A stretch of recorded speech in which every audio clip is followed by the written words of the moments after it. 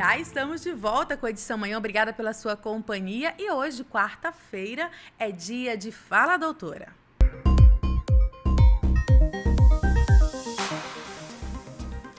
O aumento do número de casos de dengue acende um alerta para que a população esteja atenta aos primeiros sinais e evite o agravamento da doença. Sobre os cuidados, como prevenir, como combater a doença, eu converso a partir de agora com a doutora Mayra Costa, que é neurologista. Muito bom dia, doutora. Obrigada mais uma vez pela sua presença. Bom dia, Juliana. Bom dia a todos que nos assistem, né? É falar para prevenir, né? A informação é extremamente importante para a prevenção em todos os sentidos. Doutor, já vou direto ao ponto, até mesmo antes de chamar a população, que sempre tem alguma pergunta aqui para a doutora Mayra, mas o primeiro ponto que eu quero trazer é em relação à negligência à doença. Muita gente acha que a dengue é uma bobaginha, que não tem que se preocupar tanto assim? Sim. Ainda é levada sobre esse aspecto, né? Porque ela, assim, é banalizada, porque ela é transmitida pelo mosquito. O mosquito, aí a pessoa não dá nem importância do mosquito, vamos dizer assim. E é o mosquito que transmite. Sem o mosquito não existe a dengue, né? Porque é ele que transmite o vírus ao picar a gente. E também, a gente não pode esquecer, se uma pessoa com dengue, o mosquito picar ela e picar outra pessoa, pode transmitir. Então, olha a importância do mosquito. Então, as pessoas, elas não se atentam principalmente a questão da prevenção, que é combater a proliferação do mosquito. E é esse combater que ele é negligenciado, que é a limpeza, ter cuidado com águas, aquilo que o básico, né, básico, exato. Aquilo que, independente da dengue, todos nós teríamos que nos preocupar, que não é amontoar lixo, não deixar água parada, né? Ter esse cuidado, né? Fazer higiene, com o seu quintal, não deixar entulhos, né? Principalmente na época de chuva, que fica aquela água parada, até mesmo independente da dengue, não é um sinal de higiene você deixar água parada dentro de pneu, de garrafa, em resto de lixo. Então, é por isso que é banalizado, porque é transmitido pelo mosquito. Perfeito, e a gente vai falar muito sobre isso, tem que ter ter essa conscientização, especialmente da população, né, gente? Agora a gente já tem uma pergunta do nosso público, vamos ouvir. A segunda vez que pega dengue já é hemorrágica? Não, né?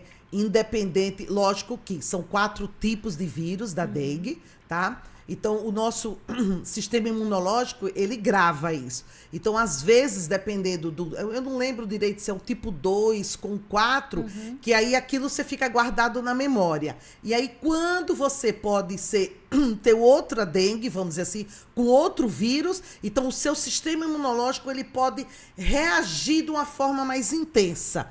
Mas não necessariamente que a pessoa tendo a segunda vez já vá ter a dengue hemorrágica. Isso não, de forma nenhuma. E há algum sinal específico, doutora, que indica que essa dengue possa estar num estágio mais avançado? Fala-se muito da questão da dor abdominal. Isso tem alguma relação? Sim. É assim. A dengue clássica, normal, é uma virose. Geralmente, mais de 90%, o quadro ele começa com uma febre alta. Aí dor no corpo, dor articular, aquela dor de cabeça, dor a gente chama no fundo do olho, né? Esse é o caso mais clássico, quando ela começa. E aí você pode ter aquela dor no corpo, sensação de fraqueza, desidrata. E aí, a partir do 5º dia, é que a gente chama que é a fase, vamos dizer, mais grave que a doença. Porque esse processo da dengue, da infecção pelo vírus, ela provoca um processo inflamatório, principalmente a nível vascular. Então, isso você pode atingir fígado, rins, pulmão, coração. Então, esse processo inflamatório, que aí você, a nível vascular, a nível de células, você pode provocar como se uma troca de, como é que a gente pode dizer? Dos fluidos, né? Do líquido para o nível intersticial, para dentro dos órgãos. Isso explica. Aí você pode ter a dor, porque aumenta o fígado, aumenta o baço, você pode ter ascite, pode ter derrame pleural, que é água no pulmão, né? Então, aí é o caso grave da dengue. Quando você fala hemorrágica, que é aí quando chama mais atenção, é quando a pessoa, porque o vírus ele atinge a medula óssea no osso, que produz o sangue, né? Então, com isso há um aumento do hematócrito, a pessoa desidrata porque perde esses fluidos, tá? E a baixa de plaquetas. Então, plaquetas abaixo de 20 mil, tá? Ela é considerada já um caso grave. A dor abdominal, que pode estar acontecendo, esse processo inflamatório nos outros órgãos, é um quadro, como é que se diz, grave, já é considerado a fase grave da dengue. E quando o indivíduo ele pode dar sinais da hemorragia, que é sangramento nasal, da gengiva, às vezes pela urina. Você não vai ter aquela hemorragia vultuosa, né? É assim. Quando você tem aquele aspecto da pele vermelho, que coça, aí às vezes você faz o teste, né, até com o manguito do aparelho de pressão, e aí você vê que você tem petequias, que são pontinhos, tá? Vermelhinhos. Então, isso já é um sinal de alteração do coagulograma, né? Do sistema de coagulação do nosso organismo. Inclusive, sobre sintomas ainda e diferença, a gente tem uma outra dúvida. Vamos ouvir. Gostaria de saber o que diferencia o sintoma da dengue com outras doenças. É assim, quando a gente está...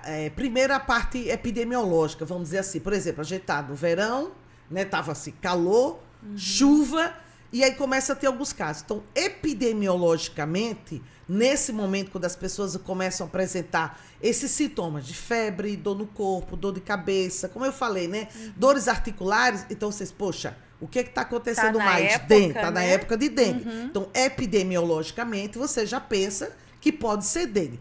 Porém, como qualquer virose, aí você diferencia as outras viroses. Por exemplo, quando você pensa na gripe, né, na influenza, na COVID. Covid mesmo. Então, a dengue, ela não cursa com sintomas respiratórios. Coriza, tosse, aquela sensação de falta de ar, né? Aí começa a ter expectoração amarela, congestão nasal, e aí você diferencia clinicamente, né, as doenças respiratórias e aquilo que pode ser a manifestação mais da dengue e as outras arboviroses. Certo. E o que diferencia, doutora, por exemplo, dengue, zika e chikungunya? Olha, eu fiz até uma colinha aqui, né? Se eu vou... É muito sutil? É assim. A dengue e a zika, ela tem sintomas mais exuberantes, né? Mas às vezes pode ser assim. Pode ver. Eu vou ver a minha colinha, tá, gente? Pra gente não falar. Olha, quando você fala de febre, a dengue e a chikungunya, a dengue é sempre presente, chikungunya quase sempre, mas também febre alta. A zika pode ser bem sutil a febre.